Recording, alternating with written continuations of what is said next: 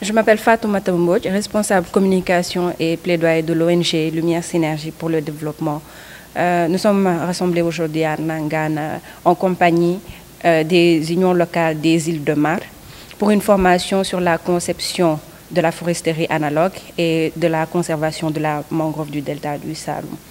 L'objectif de cette rencontre est de renforcer les capacités des femmes du delta sur leurs connaissances en matière de foresterie analogue qui consiste à préserver l'écosystème du delta du Saloum tout en produisant aussi des produits nécessaires à la vie des femmes, que ce soit les huîtres, les crustacés, mais aussi la reproduction des poissons. En tant que femme transformatrice aussi, il est important de pouvoir permettre la restauration de l'écosystème qui permet de produire ces produits utiles aux activités génératrices de revenus des femmes. Donc ce sera une journée de renforcement de capacité, mais aussi de discussion sur la conservation de la mangrove, les activités des femmes allant dans ce sens, mais aussi les actions mises en place par les femmes depuis plus d'une dizaine d'années sur la restauration de la mangrove du delta du Saloum, dans un contexte aussi d'exploitation du pétrole de Sangomar, comme on le fait depuis plusieurs années maintenant. Tout ce que nous faisons en matière de transition énergétique, de changement climatique, de restauration et conservation de la mangrove est lié aux enjeux de l'exploitation du pétrole de Sangomar, qui a des effets sur les activités génératrices de revenus des femmes du delta du Saloum par la rareté des poissons, mais aussi les risques que cela cause à la mangrove du delta du Saloum. Depuis plus d'une dizaine d'années, les femmes font des actions de conservation et de restauration de la mangrove. Il n'y a pas de documentation qui regroupe toutes ces actions-là, mais aussi les outils que les femmes utilisent, parce que c'est des savoirs endogènes qu'elles utilisent depuis des années, mais il n'y a pas de documentation qui peut servir à d'autres communautés. LSD, dans le cadre, est membre de l'alliance, de la Global Alliance for Green and Gender Action, qui œuvre sur la transition énergétique, le changement climatique, mais aussi les actions mises en place par les femmes du monde entier allant dans la conservation des écosystèmes et de l'environnement. Donc, dans ce cadre-là, nous faisons partie de l'initiative Linking and Learning avec nos collègues du Cameroun et documenter ce que les femmes du delta du Saloum font en termes de conservation et de restauration de la mangrove va permettre à d'autres communautés en Afrique et en dehors de pouvoir utiliser ces mêmes procédés pour conserver eux aussi la mangrove, qui ne se limite pas seulement dans le delta du Saloum, c'est présent aussi dans le delta du Niger, au Cameroun et dans d'autres pays et zones côtières en Afrique. Donc c'est ça l'utilité de cette rencontre. Nous allons documenter avec les femmes ces actions-là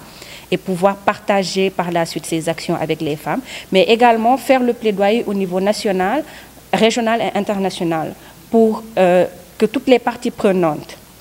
que ce soit les autorités locales, les entreprises ou même d'autres organisations de la société civile, puissent prendre conscience de l'impact de ce travail que les femmes font sur la conservation de la mangrove et qu'ils puissent venir soutenir ces actions-là. Et ce plaidoyer-là est la finalité de notre rencontre aujourd'hui. Ndiémé Ndong dëkk Marlodj nekk animatrice ci union locale yu jigéenu Marlodj yi tey ñu teew fi rek tey campement Pélican du Saloum dugg benn lël boo xam ne rek dañuy waxtaane li nga xam ne moom la ñuy liggéey ay atu yu wees mu nekk aar suñu àllam defar suñu àllam bi te doon ko def noonu rek def dem sans xool ne lii war nañ ko xayma ba xam li nga xam ne moom nga liggéey donc tey nag ñu taxaw ndax booy dox ba mu yàgg da ngay taxaw gestu sa ginnaaw xam li nga bàyyi xool fi nga jëm loolu nag la ñuy def tey ànd ci ak waa LSD Lumière Synergie pour le développement tey ñu bëgg nag liggéey tey ci tënk li nga xam ne moom la ñuy liggéey ci wàlli mangrove surtout ci suñu gox bi delta du Saloum ci Marlodj ci Marsulu ak Mar Fafako loolu moo ñu fi tax a teew tey ak jigéen yi ndax ñun dañ doon reboiser mangrove rek pour arrêter avancer géej gi ndox mi nu muy dawee jëm ci kaw jéeri ji di fànq mbay mi loolu moo nekkoon suñu objectif ñu dem ñu ne rareté produit bi dafa am ñu nit ñu gën a góorgóorlu ci reboisement mangrove boole wuñ ci woon sax carbone bi nga xam ne moom la mangrove di joxe ak taw yi nga xam ne moom lay xëcc loolu yëpp ci suñuy xam-xam yegguñu woon foofu donc ñaar yi moo ñu taxoon a jóg mooy arrêté avancé ndox mi mais wut itamit koom bi nga xam ne moom la ñuy jëlee ci biir ndox mi di ko wut di ko transformer muy produit halieutique yi di ko jaay di faj soxlay kër gi mooy ci wérgu yaram gi mooy ci dund gi mooy ci école bi mooy ci social bi nga xam ne ay dëkkandoo bu amee soxla yow nga dem teew ca la nga yóbbu foofu nga koy jëlee loolu moo taxoon ñu jóg di ko defar mais xamuñu woon ne li ngay defar da nga ko war a quantifier ba nit bu la laajee ne yow li ngay defar ñaata la nga mën ko wax ñu daw lu yàgg donc ñu soog a dugg ci loolu moo tax ñu daje fi tey boo quantifier li nga xam ne moom nga defar ba pare bu la ko nit laajee au lieu nga taxaw ci micro di ko expliquer mën nga ko def sa benn flyers boo dajee ki nga ko war a jox danga ko koy jox mun ko lire xam ne lii moom tënku na liñ ñi noo ko def ndax tey mangrove dafa am solo goo xam ne dafa wees fi ñu ko natt ndax bu ñu demee ba am suñuy nattaango yu jóge Cameroun ñëw xool ñun naka la ñuy liggéey ci mangrove bi te ñoom ñu am mangrove comme ñun amul benn différence ñu war ko toppatoo ñëw xool roy ci li nga xam ne moom la ñuy doon góorgóorlu moo ñu war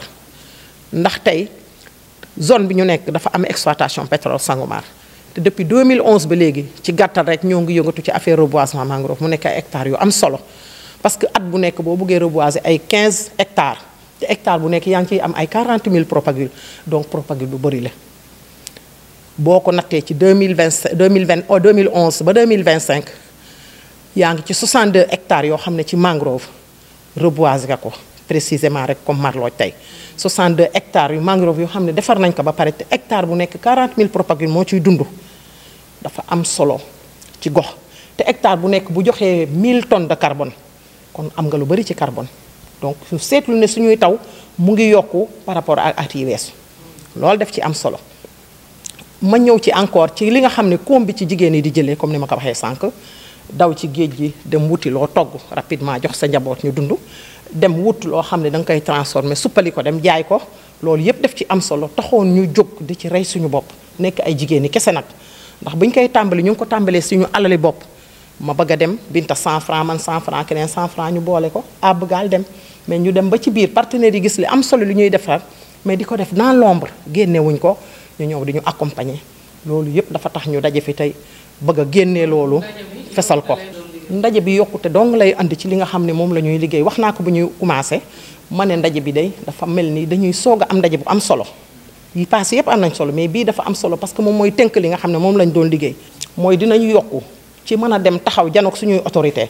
locale ak feneen fu dul fii international def suñuy plaidoyer parce que li tax ñu war a def plaidoyer mooy ñoo ngi ne janook plateforme Sangomar fañ doon nappee kenn nappeetu fa tere nañ ko nit ñi drainage yu fleuve bi gis nga ko mu ngi ans def bande de sable ci kaw vasières yi produits halieutiques yaa ngi wàññeeku